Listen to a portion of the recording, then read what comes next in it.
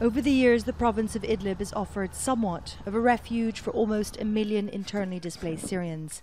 But that seems like it's all about to change with the expected government offensive backed by Russia to recapture the lost province left under opposition control. Turkey's preparing for a worst-case scenario. We met with the head of Turkey's Red Crescent just as he returned from visiting Idlib. If any huge influx inside Idlib or headed to Turkish border, now we are preparing new refugee camps inside Syria. Turkey already hosts more than 3 million Syrian refugees and it doesn't want any more. The Turkish border with Syria has been closed for years. Unfortunately, there is no clear front line for armed groups.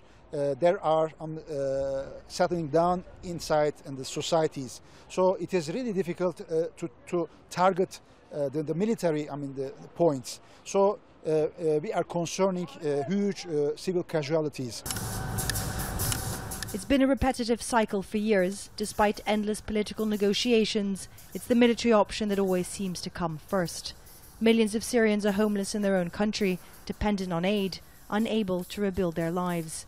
This factory belongs to the Turkish aid group IHH, and it sends 150,000 bags of bread to Idlib every day.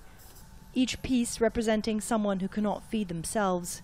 The individual desperate stories often getting lost in a mass of lives interrupted.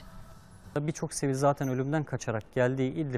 who fled to Idlib were escaping the threat of death. Now they are facing death once again. They have no plan B. In the last few years, we have tried to build more permanent structures for the displaced. Today we are back to square one, setting up basic tents to prepare for a new wave. Humanitarian corridors are being proposed by aid agencies, but they will remain inside Syria. And the question remains, to where?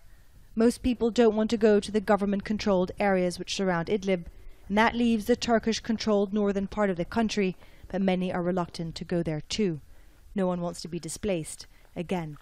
Even though aid agencies are preparing for what they fear will be a bloody battle, everyone is saying it's still too early to predict how exactly it will all unfold. That, they say, will be decided at the negotiating table between Iran, Russia and Turkey. But there is a consensus that the battle for Idlib will be the final major battle of this war. Stefanie, Dekker, Al Jazeera on the Turkey-Syria border.